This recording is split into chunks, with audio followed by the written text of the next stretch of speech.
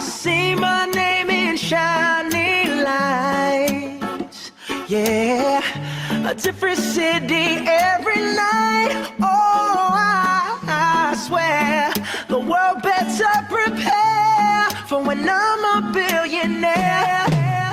It's time to get down to business on the weekend's #1 business program. Known as the King of Networking, your host, Shalom Klein, has worked with thousands of entrepreneurs and created countless jobs. So, to success. Let's get down to business. And indeed, we are all about small business, jobs, and entrepreneurship in business. We talk a lot about business here. You are on with Get Down to Business, and I'm your host, Shalom Klein. Remember, you can always download podcasts from Get Down to Business on my website at shalomklein.com. And while you are there, don't forget to follow me on Twitter at Shalom Klein. It's going to be a jam-packed week of content and information you will not want to miss. Let's jump right in. I am so thrilled, so honored to be joined by Scott Miller, the Executive Vice President of Thought Leadership at Franklin Covey. And I have to admit, Scott, I'm humbled because I know you are the host of the Franklin Covey sponsored On Leadership with Scott Miller, the host of a weekly radio program, Great Life, Great Career with Scott Miller, and as well as authoring a weekly leadership column for Inc. magazine. So that's a lot over there. Welcome, Scott Miller. Shalom, thank you for the spotlight and the platform. Honored to join you today. Absolutely. Well, we're going to talk about something that's very near and dear to my heart, something I speak about frequently on the program, which is mentorship. But before we get there, Scott, I want our listeners to get to know the man behind the microphone. So, Scott, how did you end up in this sort of role? I love your title, Executive Vice President of Thought Leadership. What does that mean, and how did you get there? So I live in Salt Lake City, Utah, and for 25 years, I've been privileged to work with the Franklin Covey Company, the world's largest and I think most influential leadership development firm. I was the chief marketing officer for a decade and then transitioned over to lead what is their thought leadership. My job is to make sure that the world knows about all of our expertise around productivity, strategy execution, building a high trust culture, how to be a great leader and mentor, whether it be through podcasting, radio programs, writing books, being keynote speakers at conferences. So my job is to lead that worldwide strategy so everybody who's in the need to know knows how we might help them. Absolutely. And you authored a brand new book called Master Mentors 30, Transformative Insights from Our Greatest Minds. And I know it just came out last month. And in that inspiring book, you've chatted with folks like Susan Cain, General Stanley McChrystal, Trent Shelton, Seth Godin, so many folks. But let's start with the basics over here. Mentorship. What is a mentor? And does it always have to be a very formal relationship? Well, I think that's the key question, right? Is mentors can be formal or informal. This could be someone older than you or perhaps even someone younger than you. This person could actually be in a different business or had a very different journey. I think what makes a mentor is someone that has wisdom. They've got lessons learned, successes and failures that they can help you adopt them into your own journey. And this might be that you're an entrepreneur, or perhaps you're developing a career in an organization or military, and you want to know what are some of the mistakes and the successes somebody else has had. A mentor is someone that does not try to turn their mentee into a junior version of them. To quote Austin Powers, a mini-me. This is someone that really can take their journey, their lessons, and then figure out how could you apply these on your own journey. It's really the difference between being smart and being wise. A mentor is wise. Absolutely. And now more than ever, time is precious. We're all running, trying to be very reactive and be the best firefighter that we can be. So what are the benefits of having a mentor? And what are the benefits of being a mentor? Well, I think in some cases they're self-evident, right? I don't know anybody who hasn't had a successful career that wasn't mentored by someone that was perhaps more successful, had more bankruptcies, had more startups go sideways. I think a lot of people think a mentor is someone who's an expert in success. It's not true. I don't know about you, but I learned more about how to stay married from those who had divorces. I learned more about how to build my career from those that have had bankruptcies. So all of us should be surrounding ourselves by mentors, maybe formal or informal.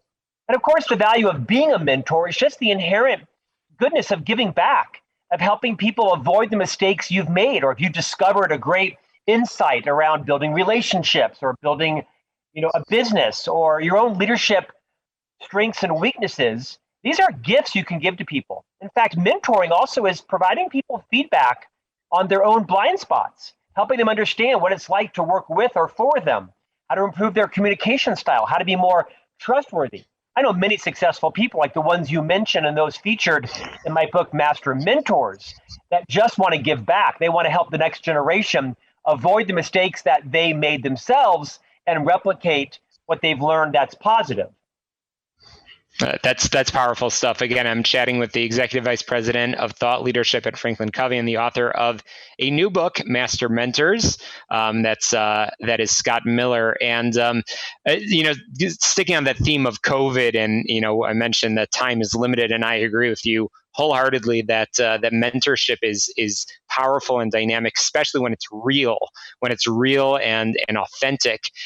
So let's stick on that personal side. Who has been your mentor, and how has it impacted your life, and how has it continued throughout the pandemic?